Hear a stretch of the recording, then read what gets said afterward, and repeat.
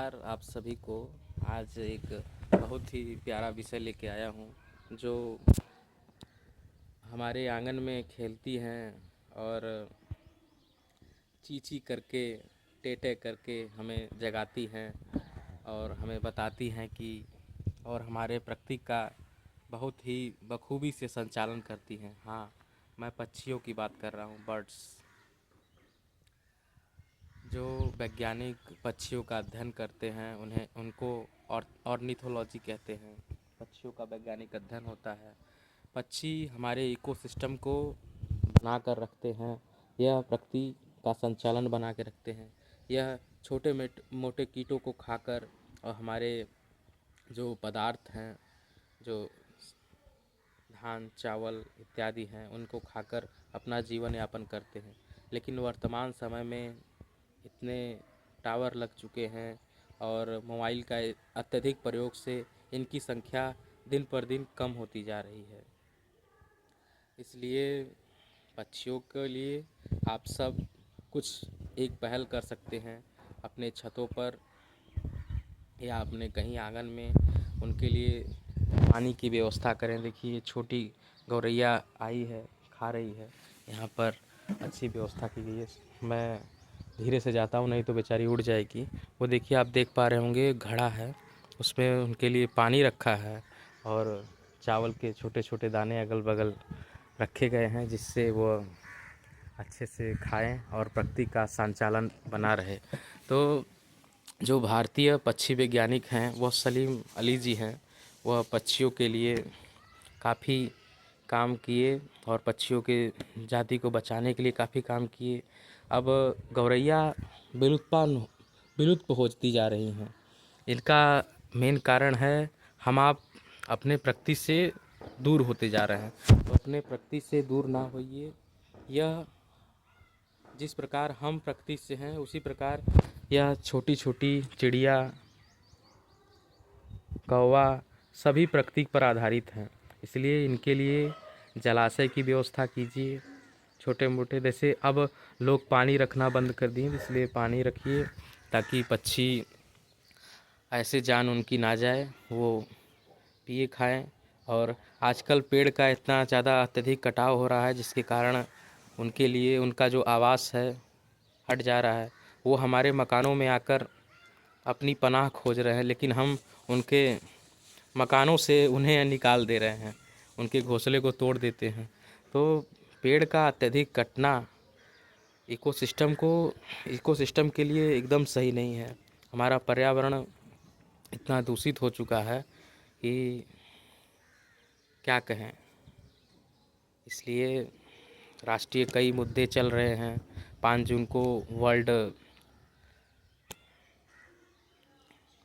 पर्यावरण दिवस मनाया जाता है, विश्व पर्यावरण दिवस। इसी प्रकार से हमारे पर्यावरण के लिए 16 सितंबर को विश्व ओजोन दिवस मनाया जाता है, जो हमें सूर्य की पराबैंगनी किरणों को रोकने के लिए की जाती है। उसी प्रकार से विश्व मिट्टी दिवस 5 सितंबर को मनाया जाता है। इसी के तहत हम आप इसलिए इसको इनकरेज कर रहे हैं और सभी को बता रहे हैं ताकि वैज्ञानिक इसीलिए हम सबको आगाह करते रहे हैं हमेशा कि हम अपने पर्यावरण का ख्याल रखें और पर्यावरण से जुड़े रहें। हम आपसे ही पर्यावरण है और हम आप भी पर्यावरण हैं, क्योंकि पर्यावरण 2 शब्द से मिलकर बना है, परिधन आवरण। परि माने चारों ओर से, आवरण माने ढका हुआ। जो हमारे चारों ओर से हमें ढका हुआ है वही हमारा पर्यावरण है। इसलिए पर्यावरण का संरक्षण करें, उस पर पॉल्यूशन ना फैलाएं। अपनी गतिविधि जो मानवीकृत गतिविधियां हैं उसको कंट्रोल में रखें।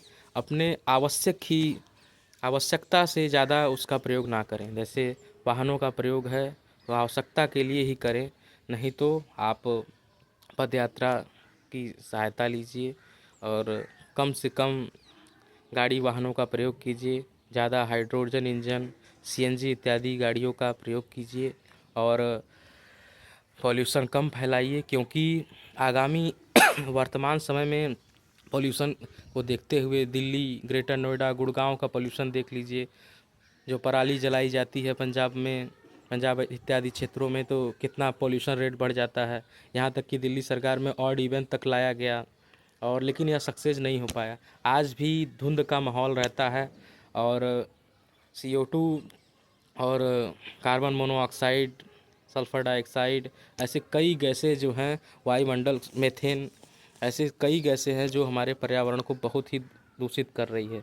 आज एयर कंडीशनर गद्दे हैं गाड़ियों में लग रहे हैं और एयर कंडीशनर सोफ़े आ गए हैं, जिससे CFC की मात्रा पर्यावरण में बहुत बढ़ रही है, क्लोरोफ्लोरोकार्बन।